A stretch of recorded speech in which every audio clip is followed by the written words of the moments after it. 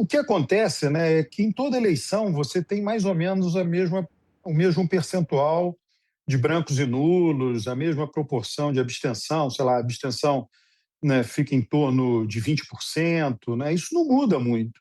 Né? Inclusive, a motivação da abstenção, a principal motivação da abstenção é mudança de domicílio eleitoral.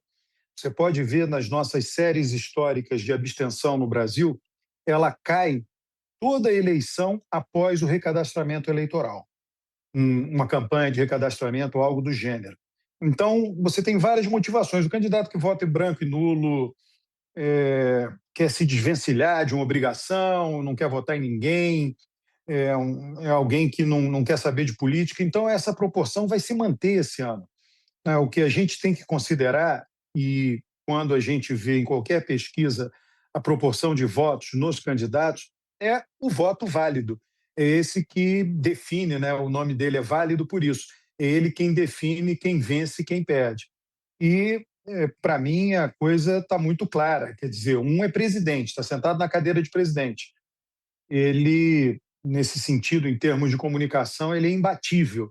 Ele é a figura que mais tem mídia no país. E outro tem o sobrenome Bolsonaro, que foi quem governou o país nos últimos 4 anos anteriores a Lula. Então, como é que você ultrapassa essas barreiras? Não existe qual. Bom, tá ali, 56% dos eleitores têm voto definitivo. E o que é que vai convencer esses outros eleitores que ainda não têm esse voto definitivo? Neila, eu desconfio que é mais do que 56. Né? Em qualquer pesquisa, se você fizer uma pergunta, vai ter resposta. Então, você pode perguntar qualquer coisa, vai ter algum tipo de resposta. O eleitor não necessariamente, ele, ao responder alguma coisa, ele tem uma autoconsciência daquilo. Então, tem aqueles que dizem, eu posso mudar. Ah, é? Pode mudar? Para quem? Quando? Né? Se você for desdobrar e fizer outras perguntas em cima disso, e aí você vai descobrir que ele não vai dizer para quem, não vai dizer quando. Então, assim, é um resultado que tem seu valor de divulgação midiático, tanto é que estamos aqui debatendo o resultado, mas, no meu entender, ele não expressa a realidade. Né? Você tem um problema de oferta e um problema de demanda. A demanda é o voto, né, em quem o eleitor vai votar. E a oferta são os candidatos que o sistema político oferece para o eleitor. A oferta está concentrada em dois grandes candidatos. Então, mesmo que você diga, olha, não, quero mudar, estou disposto a mudar, você não tem para onde ir. Né? Zema vai ser candidato a presidente, tudo indica, né? A não ser que seja vice de Flávio Bolsonaro. As pessoas vão deixar de votar em Flávio Bolsonaro para votar em Zema? Eu duvido, talvez uma proporção de mineiros, que conhecem e aprovam o governo dele em Minas, os 2 governos seguidos, mas não seria muita coisa. Tá? Então, por isso que eu vejo sempre, né, com muita cautela alguns resultados. Felipe, por favor.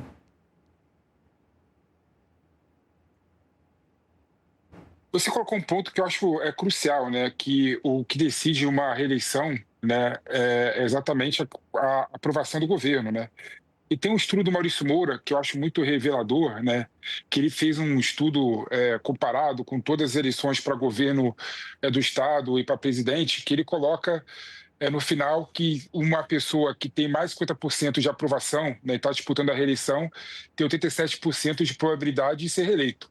Ao passo que tiver menos de 50%, a probabilidade cai para menos de 30%. Nesse contexto de desaprovação do governo Lula, você entende que ele vai participar de uma eleição muito difícil de ganhar até o momento, ou até outubro muita coisa pode acontecer de modo a mudar a aprovação do seu governo e ele vai ser competitivo, sim, nas eleições de outubro? Olha, eu utilizo a régua, né, tem essa aprova e desaprova, que é uma régua que passou a ser recentemente utilizada no Brasil. Eu utilizo uma régua, é um pouco mais antiga, eu utilizo isso para medir várias eleições desde os anos 90, que é a soma de ótimo e bom. Tá? No final, são réguas diferentes para medir a mesma coisa, a aprovação do governo. Então, nesse sentido, né, a ordem, né, o que você escolhe de régua não altera a avaliação final. O que nós vimos é que existe um limbo no Brasil quando você pega a eleição para os governadores. Tem uma faixa abaixo da qual nenhum governador venceu até hoje, que é em torno de 33% de ótimo e bom, e tem um nível a partir do qual nenhum governador perdeu até hoje, nem presidente, tá? Que é acima de 40, 45, por ali, 45% de ótimo e bom. E ali no meio, entre 33 e 45, é o que eu chamo de limbo. Né? Você está entre o céu, que é vencer, e o inferno, que é perder. Né? E aí você tem de tudo. Tem governadores que disputaram a reeleição que ganharam e que perderam. Tá? O Lula está no limbo, porém ele está num limbo mais próximo do inferno do que do céu. Tá? Então, se a eleição fosse hoje, a probabilidade maior seria de derrota de Lula. Mas ele tem bastante tempo, é um político experiente, ele tem bastante tempo até a eleição para recuperar essa soma de ótimo e bom.